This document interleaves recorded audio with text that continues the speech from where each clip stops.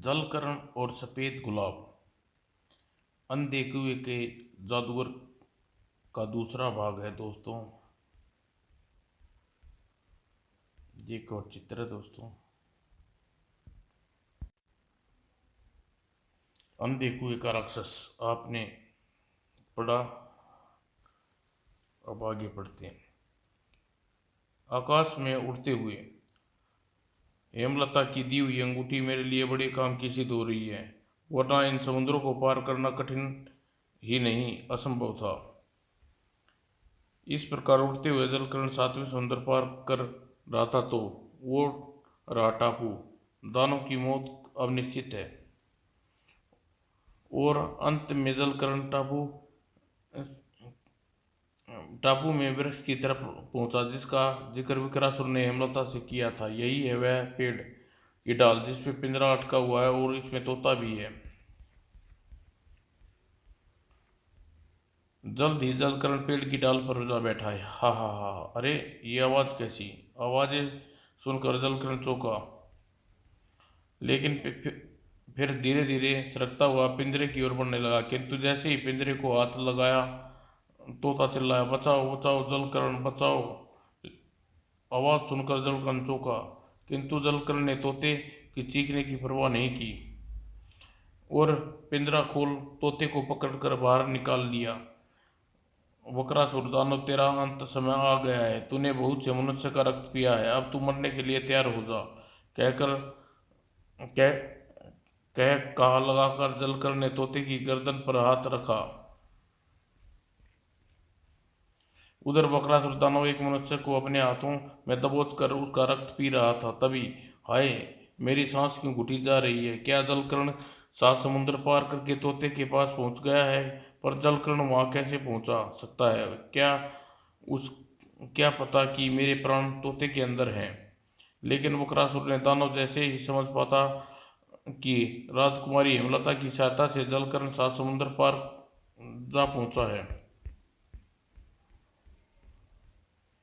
और फिर आ अब कोई संदेह नहीं रहा। जलकर्ण तोते के पास पहुंच चुका है। लगता है उसने तोते की दोनों टांगें तोड़ दी हैं। तभी मेरी दोनों टांगें टूट गई। आह, मैं मरा।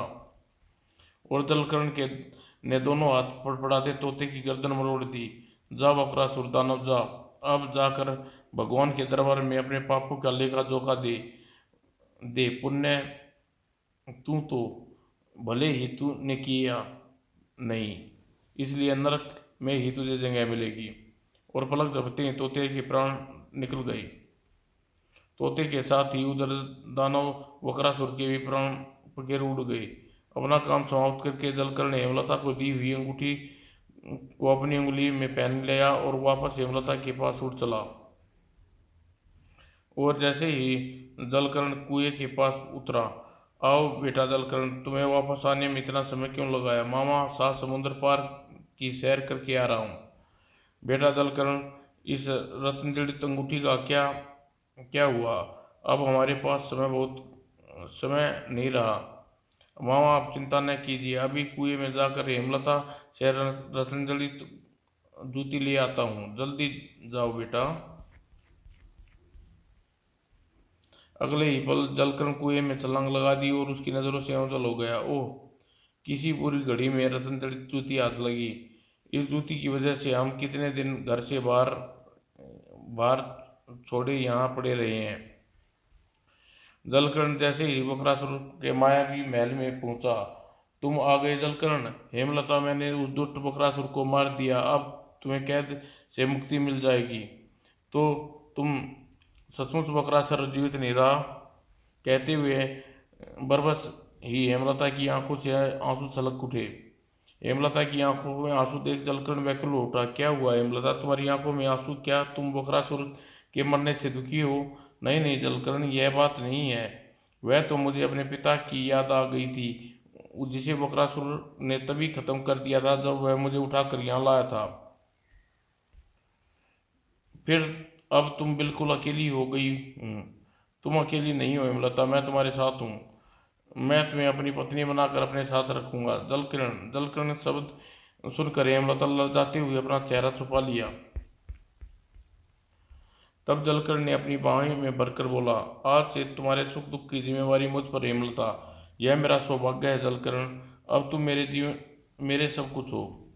कुछ देर बाद, अब हमें यहाँ से ऊपर चलना चाहिए। मेरे दोनों मामा कुएं की मुंडेर पर मेरी प्रतीक्षा कर रहे हैं। जलकर्ण बकासुर ने यहाँ अपार धन दौलत इकट्ठी कर रखी है, हमारे यहाँ जाने के बाद बेकार यहाँ पड़ी रहेगी। क्यों ना अपने साथ सारी दौलत को ले चलें। अगर तुम्हारी ऐसी इच्छा है तो ठीक है, लेकिन वह रतनजित जूती साथ लेना न भूलना। क्या मैं जान सकती हूँ कि तुम रतनजित जूती को इतना मोह क्यों है? तब जलकिर ने सब कुछ विस्तार से बताया और बोला, अगर मैं तुम्हें बारे पाए की जूती न ले गया तो मेरे मामाओं का जीवन संकट में पड़ जाएगा। ओह, इसका मतलब यह है कि मेरे बाएं पैर की जूती ने ही तुम्हें इस कैद से छुटकारा दिलाया है। न तुम वो जूती लेने आते, न वो क्रासुर मरता, न मैं यहाँ से निकलती। हाँ, शायद यही ईश्वर की इच्छा थी। आओ अब अंगूठी के द्वारा यहाँ से निकल चलें। नहीं, अब ऐसा होना असंभव है। लेकिन तुम्हारे यहाँ पहुँचने से साथ ही अंगूठी की जादुई शक्तियाँ समाप्त हो चुकी हैं। यदि यही नहीं, मेरी सभी जादुई शक्तियाँ भी वक्रासुर की मृत्यु के साथ ही खत्म हो गई। वक्रासुर ही मुझे अपनी पत्नी बनाने के लालच में मुझे सब कुछ शक्तियाँ दी थी। ओह, ठीक है, तब मैं कुछ और करता हूँ, आओ मेरे साथ। जलकिरण हेमलता को कुएं की तल पर बनी सीढ़ियों के पास ले गया। फिर, विजय वीर मामा जी, अजय वीर मामा जी, कुएं की मुंडेर पर आकर मेरी बात सुनो मामा जी। जलकर्ण की आवाज़ सुनकर अजय वीर और विजय वीर कुएं की मुंडेर पर आए और नीचे झांकते हुए विजय वीर से पूछा, क्या बात है जलकर्ण बेटे, क्या बाएं पैर की रतन जूती मिल गई? हाँ मामा जी, रतन जूती के साथ उसे पहनने वाली भी मिल गई, और इसके साथ अर्थात धन दौलत भी मिल गई। आप रस्सी कुएं में डालिए, धन की बोरियां और रस्सी पे बांध दूंगा, आप सारी दौलत ऊपर खींच लीजिएगा। जलकर्ण की बात सुनकर विजयवीर प्रशंसा की सीमा न रही। ओह, फिर तो मजा आ गया भांजे, अब मैं रस्सा नीचे डालता हूँ। वाह ईश्वर, तूने हमारी सुन ली। इंतजार का फल मीठा, सचमुच मीठा होता है। अगले ही पल विजयवीर ने रस्सा कुएं में लटकाता हुआ चिल्लाया, जलकर्ण बेटे, कुएं में रस्सा डाल रहा हूँ, जल्दी ही सारा माल इसमें बांध दे। मामा जी, इतनी बेसब्री ठीक नहीं, धन दौलत इतनी है कि एक बार में नहीं खींची जा सकती। और विजयवीर बोरों बंद दौलत के रस्से द्वारा एक एक करके बाहर लाने लगे, और उनके बाद कीमती सामान। ओह, यह बोरा तो पहले से ज़्यादा वजनी है। फिक्र ना करो भाई, वजन कितना जितना होगा माल उतना ही ज़्यादा हाथ लगेगा।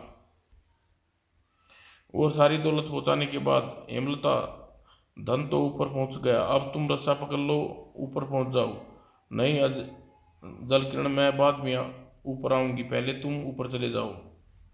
लेकिन जलकिरण ने हेमलता को समझाया तो वह पहले ऊपर जाने को राजी होगी। अच्छा जलकिरण, तुम कहते हो तो मैं ही पहले ऊपर चली जाती हूँ, तुम मेरे बाद ऊपर आ जाना।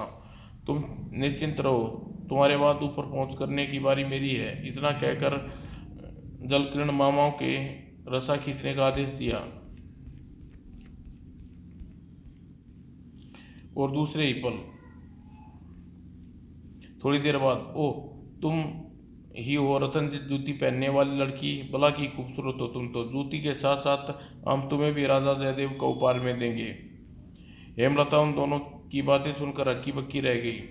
तभी कुएं से जलकर्ण की आवाज आई, मामा जी रस्सी नीचे डालिए, मैं कब से प्रतीक्षा में हूँ। इतना सारा धन देकर मामाओं का मन में पाप जाग गया। अतः जलकर्ण की बात सुनकर विजयवीर से कह उठा, तुम्हारा क्या ख्याल है, जयवीर भांजे को बाहर निकाला जाए, छोड़ छोड़ दिया जाए तो अच्छा है, उसे हमें उसकी जरूरत ही क्या है।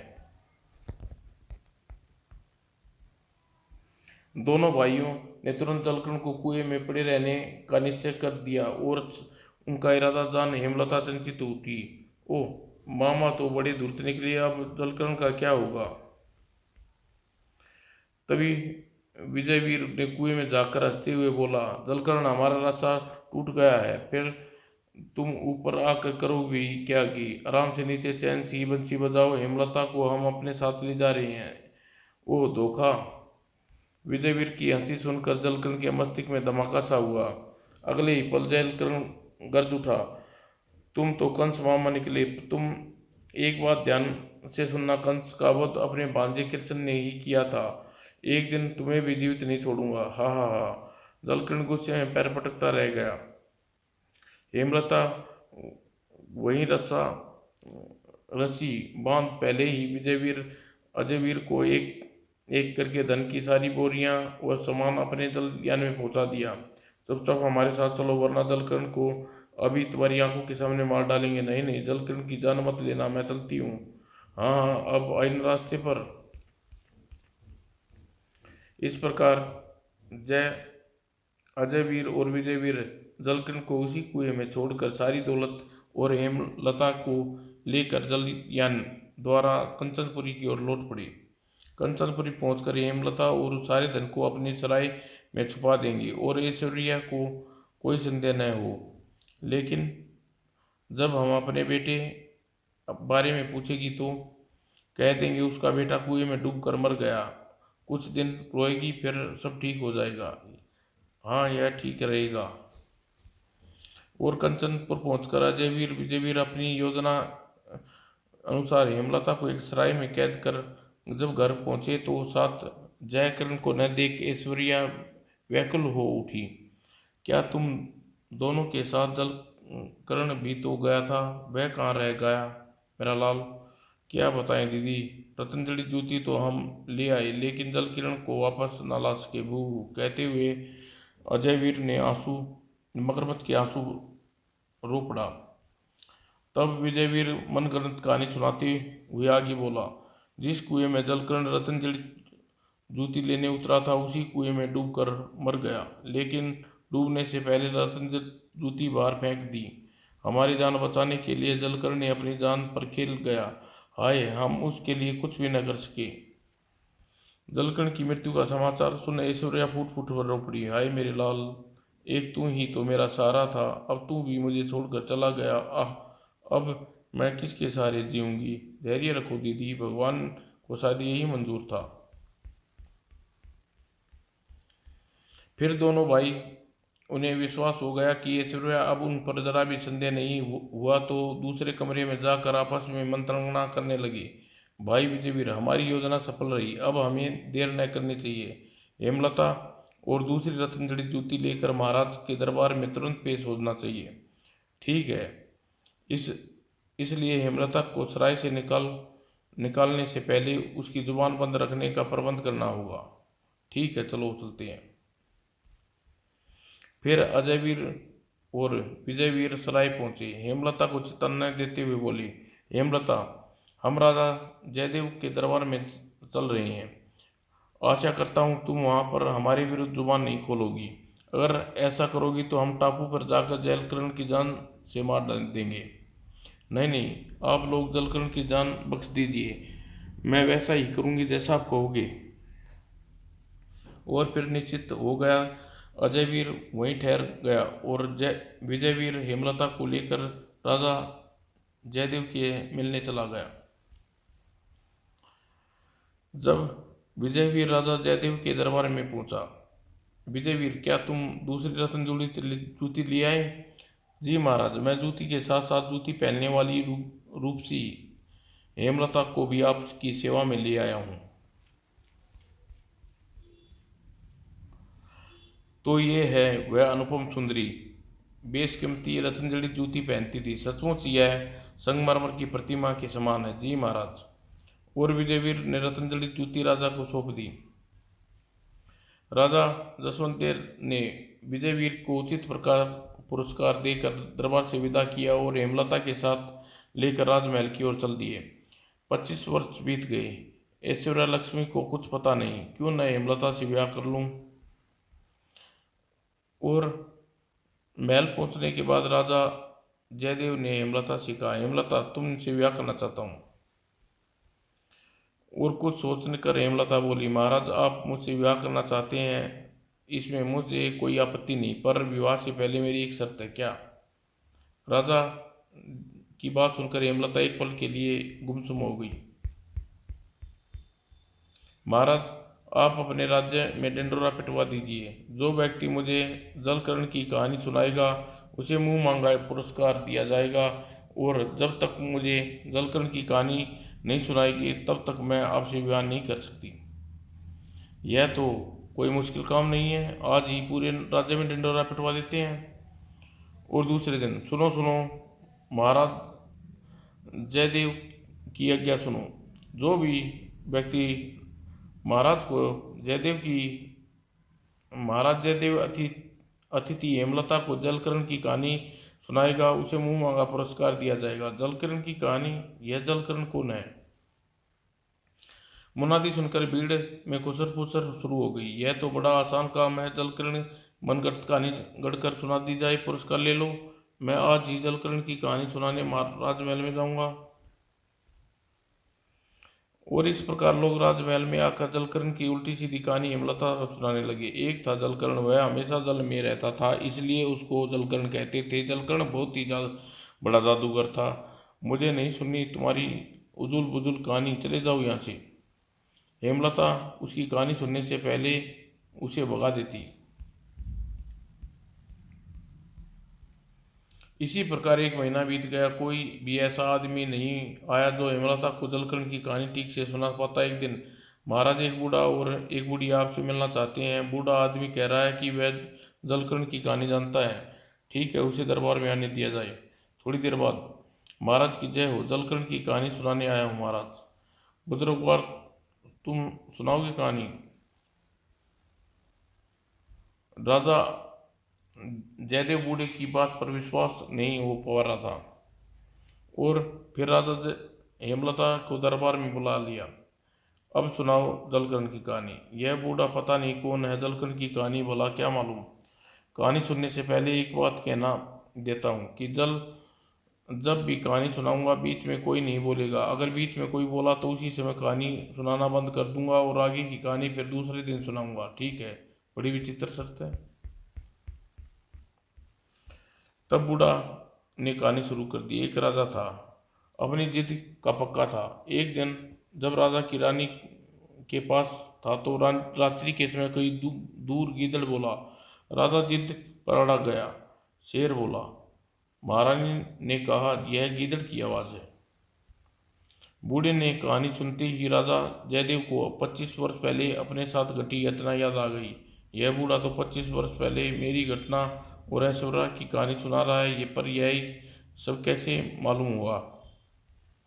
उधर हेमलता मन ही मन सोच रही थी, यह बूढ़ा पता नहीं किस राजा की कहानी सुनाने लगा। जलकर्ण की कहानी तो ऐसी नहीं थी।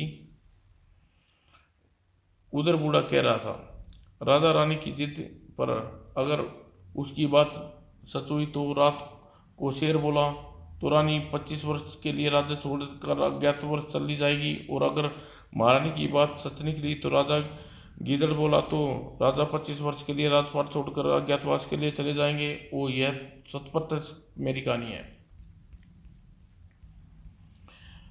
महारानी ने मन में ही मन सोचा, अगर राजा राज्य छोड़कर चले गए तो 25 वर्ष तक राज्य कौन संभालेगा। अतः वह चुपके से प्रधान पहरेदार के पास गई और उसने कहा, अगर राजा उसे बुलाकर पूछे तो शेर बोला या गीदड़ बोला, तो राजा के सामने यही कहें कि शेर रात को शेर बोला। पहरेदार ने रानी की बात मान गया और राजा की जिद पूरी हुई और रानी हार गई। तो क्या इस रात को गीदड़ ही बोला था? बूढ़े के चुप होते ही राजा जयदेव व्यग्र होकर बोले, चुप, तुम चुप क्यों हो गए? सुनाओ, आगे सुनाओ। नहीं राजन, बाकी कहानी कल सुनाऊंगा। मैंने पहले ही कह दिया था कि कहानी के बीच में कोई न बोलेगा। इतना कहकर बूढ़ा बुढ़िया के हाथ पकड़ा और कक्ष से बाहर चला गया। राजा जयदेव कर्तव्य सा बैठा रहा। दूसरे दिन बूढ़ा फिर से कहानी शुरू करी। रानी जब महल छोड़कर चली गई तो गर्भवती थी। उपयुक्त समय पर उसने एक पुत्र को जन्म दिया। रानी एक सेठ की पुत्री बनकर रहने लगी। उस सेठ के दो लड़के थे। जब रानी का लड़का युवा हो गया तो वह सेठ दोनों लड़कों के साथ व्यापार के सिलसिले में यात्रा पर गया। वापस लौटते समय रानी के लड़के को प्यास लगी तो वह टापू पर पानी पीने के लिए जलयान से उतरा। वहां एक कुएं पर उसे एक सुंदर लड़की खड़ी दिखाई दी। रानी ने के पुत्र ने को देखकर वह कुएं में झट से कूद गई। रानी का लड़का कुएं के पास गया तो वहां उसे एक रतन जड़ी जूती पड़ी हुई दिखाई दी। वह उस जूती को लेकर वापस चला आया। जूती को लेकर सेठ का लड़का उस राजा के पास गया। राजा ने सेठ के लड़के से दूसरे पैर की जूती लाने को कहा। सेठ के दोनों लड़के रानी के लड़के को लेकर दोबारा टापू पर गए। वहां जाकर रानी के पुत्र उसी कुएं में कूद गया और फिर वक्रासुर दानव की मृत्यु और उसके बाद फिर पूरी कहानी सुनाते हुए बोला।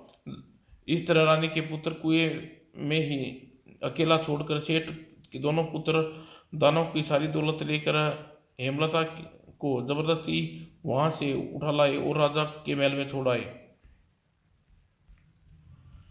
बूढ़े की कहानी सुनकर हेमलता खुशी से आवेश में खड़ी हो गई और बोली, बूढ़े बाबा सच सच बताओ तुम कौन हो। हेमलता जी, आपके रहस्य पर पर्दा उठा दूंगा, पर पहले कृपया मुझे मेरी पत्नी को कुछ देर के लिए खाली कक्ष भिजवाने का कष्ट करें। परंतु तुरंत ही बूढ़े व बुढ़िया को लंबी एक खाली कक्ष में भिजवा दिया गया। और कुछ देर बाद जब बूढ़ा और बुढ़िया पुनः दरबार में लौटे तो हेमलता प्रशंसा से उछल पड़ी। जलकर्ण, तुम और तुम्हारे साथ यह स्त्री कौन है? तुम कुएं से कैसे निकल पाए? यह बूढ़े का क्या चक्कर है? एक ही सांस में इतने सारे सवाल। जब धैर्य रखो हेमलता, एक एक करके तुम्हारे सभी प्रश्नों का जवाब दूंगा। तभी राजा जयदेव ने चकित होकर पूछा, नौजवान तुम कौन हो? कुछ देर पहले तो तुम बूढ़े और बुढ़िया थे, अब जवान कैसे हो गए? क्या तुम वही रानी पुत्र हो जिसकी कहानी तुम सुना रहे थे? आपने भी सभी प्रश्नों के उत्तर मिलेंगे महाराज। और फिर सुनिए, आपको आगे की कहानी सुनाता हूँ। जलकर्ण सुनाना प्रारंभ किया। जब मेरे लालची मामा मुझे उस कुएं में छोड़ गए चले गए तो मैं कुछ देर करते मूड सा खड़ा रहा, फिर उदास वापस महल की ओर चल दिया। महल में घूमते महल के अस्तबल में पूछा, अरे अस्तबल में घोड़ा नजर आया, अंदर जाकर देखना चाहिए।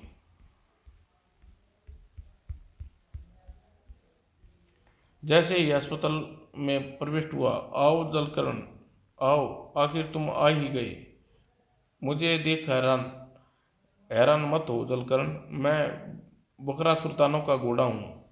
बकरासुर दानव मुझ पर सवारी किया करता था। मैं चौंक कर उसे घूरने लगा।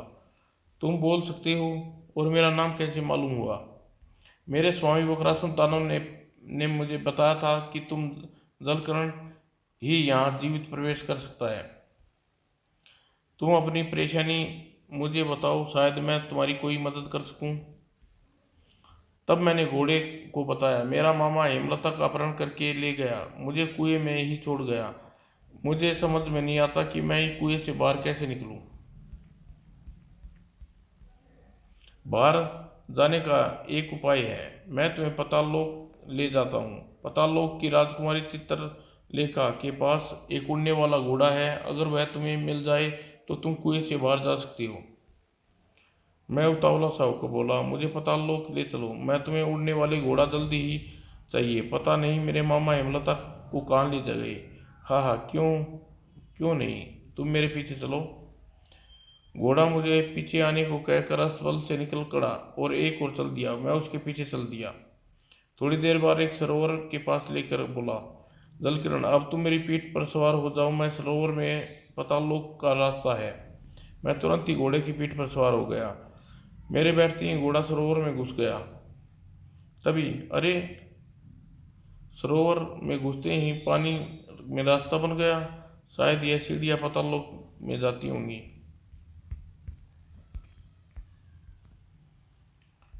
और बहुत सी सीढ़ियां उतरने के पश्चात दोनों पाताललोक में पहुंच गए। लो जलकर्ण, हम पाताललोक में आ गए। तुम राजकुमारी चित्रलेखा के पास चले जाओ। इस समय राजकुमारी चित्रलेखा अपने उद्यान में सखियों के साथ भ्रमण कर रही है। मैं तुम्हें वहीं ले चलता हूँ, ठीक है। और घोड़ा मुझे राज उद्यान में राजकुमारी चित्रलेखा के पास पहुंचा गया।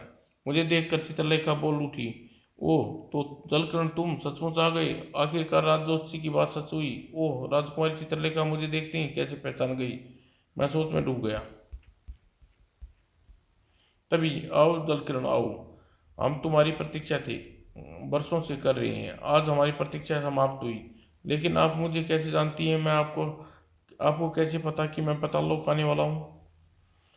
तब राजकुमारी चित्रलेखा ने मुझे बताया, हमारे राज ज्योतिषी ने भविष्यवाणी की थी, पृथ्वी का एक युग जल कर्ण पाताल में आएगा और वही हमारा पति बनेगा। ओह, बड़ी विचित्र बात है। राजकुमारी चित्रलेखा के कथन पर मुझे आश्चर्य में डाल दिया।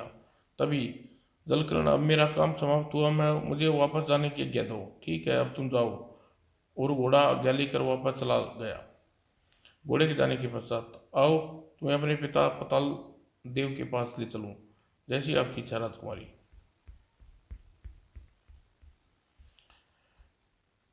तत्पश्चात राजकुमारी चित्रलेखा राजकुमार पताल देव के पास ले गई। पिताजी, यह युग जलकर्ण है, पृथ्वी लोक से आया है। ओह जलकर्ण, और फिर, आओ आओ बेटे जलकर्ण, हम तुम्हारी ही राह देख रहे थे। और उसके बाद मेरी खूब आदर सत्कार किया गया। कुछ दिन पश्चात, बेटा जलकर्ण, हम अपनी बेटी राजकुमारी चित्रलेखा का विवाह तुमसे करना चाहते हैं। तुम्हारा क्या विचार है? जैसे आपकी आज्ञा राजन। और शुभ मुहूर्त पर मेरा वह राजकुमारी चित्रलेखा का विवाह हो गया। विवाह के पश्चात, राजकुमारी, मैं तुम्हें एक बात कहना चाहता हूँ। कहिए, क्या कहना चाहती हैं आप? तब मैंने राजकुमारी चित्रलेखा को कहा, राजकुमारी, यहाँ आने से पहले तुम्हें राजा चित्रसेन की पुत्री हेमलता मिली थी। हम दोनों विवाह करना चाहते हैं। वह तभी से मेरे मामा हेमलता का अपहरण करके ले गए और पृथ्वी पर ले जाकर हेमलता को ढूंढना चाहता हूँ। और अगर अनुमति देगी तो हेमलता को दिया हुआ विवाह का वचन निभाना चाहता हूँ। नाथ, अब तुम्हारी खुशी में ही मेरी खुशी है। अगर आपको हेमलता से विवाह कर प्रशंसा मिलेगी तो आपको नहीं रोकूंगी। लेकिन अपना वचन निभाने के लिए मुझे पृथ्वी लोक पर जाना होगा। पृथ्वी पर जाने के लिए तुम्हारा उड़ने वाला घोड़ा चाहिए। मेरी हर वस्तु आपकी अब तुम्हारी है।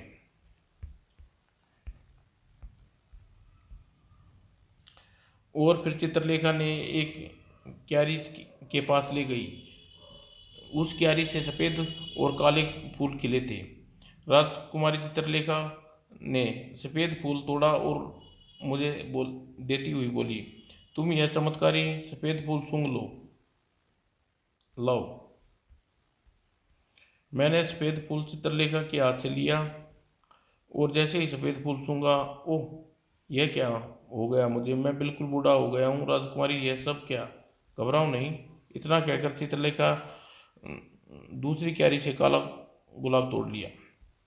अब काला गुलाब मेरी ओर बढ़ाती हुई बोली, अब इसे काले गुलाब को सूंघ लो। इसे सूंघ कर तुम पहले जैसे जवान बन जाओगे।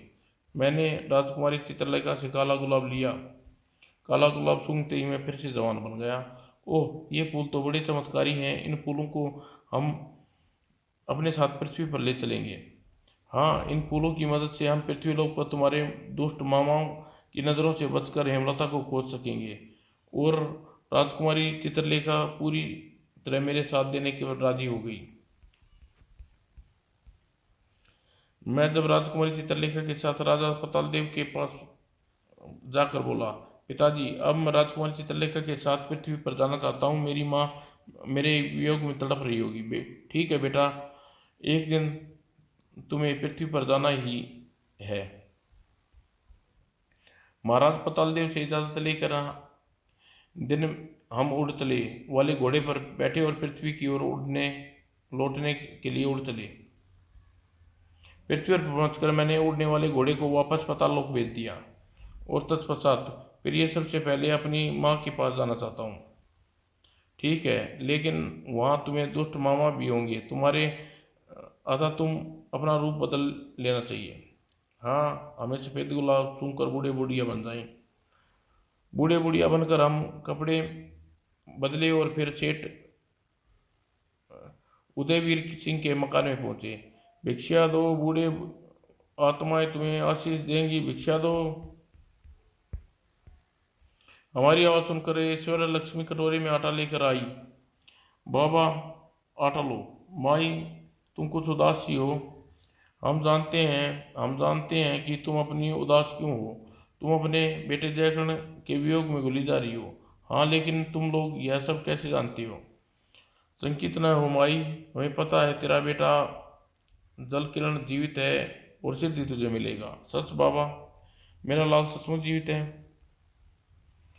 माँ की दशा देखकर मेरी आंखों से आंसू आ गए। हाँ माई, तेरा पुत्र जीवित है। और फिर मैं अपनी माँ को तसल्ली दे हेमलता की तलाश में कामाक्षीपुर में आ गए। यहाँ आकर पता चला कि जल किरण की कहानी सुनने के उसे मुंह मांगा पुरस्कार दिया जाएगा। बस बस में बस बेटे, आगे कुछ मत कहने की जरूरत नहीं है। मुझे तेरे सवालों का जवाब मिल गए। मेरी तुम्हारी माँ कोई और नहीं, हमारी पत्नी महारानी ऐश्वर्य लक्ष्मी है।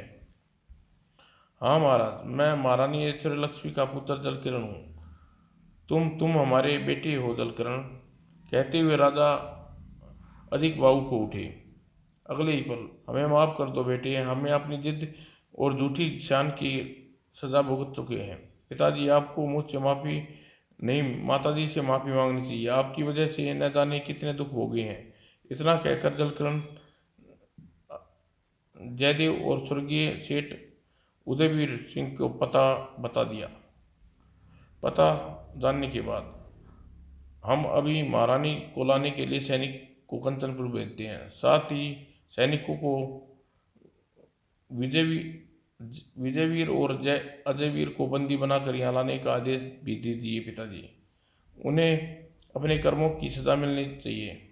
महाराज जयदेव ने सैनिकों को तत्काल ही कंचनपुर भेज दिया और महारानी ऐश्वर्या रानी राजमहल में राजा जयदेव के पास पहुंची। आओ महारानी ऐश्वर्या लक्ष्मी, आओ। हम तुम्हारे अपराधी हैं। बिना किसी वजह हमारी जिद के कारण तुम्हें 25 वर्ष कष्ट गुजारी पड़े। हमें इतना दुख है, हमें क्षमा कर दो महारानी। नाथ, मुझसे क्षमा मांग कर लज्जित न कीजिए, यह मेरा धर्म था। पर मेरा आपको किसने बताया? इसकी जलकिरण कक्ष में दाखिल होते हुए बोला। तुम्हारा पता महाराज को मैंने बताया था माँ। आवाज सुनकर ऐश्वर्या लक्ष्मी मुड़ी। अरे बेटा जलकिरण, मेरे लाल, माँ। और फिर ऐश्वर्या लक्ष्मी जलकिरण को सीने से लगाकर गदगद स्वर में बोली। उस भिक्षुक बाबा का कथन सच निकला मेरे लाल, मुझे मिल गया। वह भिक्षुक बाबा कोई और नहीं, तुम्हारा बेटा जलकिरण ही था ऐश्वर्या लक्ष्मी। तब जलकिरण की बात स्पष्ट करते हुए बोला। हाँ माँ, वह भिक्षुक मैं ही वह भिक्षुक था। अपने दुष्ट मामा की वजह से मुझे वह रूप धरना पड़ा। यह तुम क्या कह रहे बेटे? तत्परता राजा जयदेव बोले। उन दुष्टों को उनके किए की सजा मिलेगी।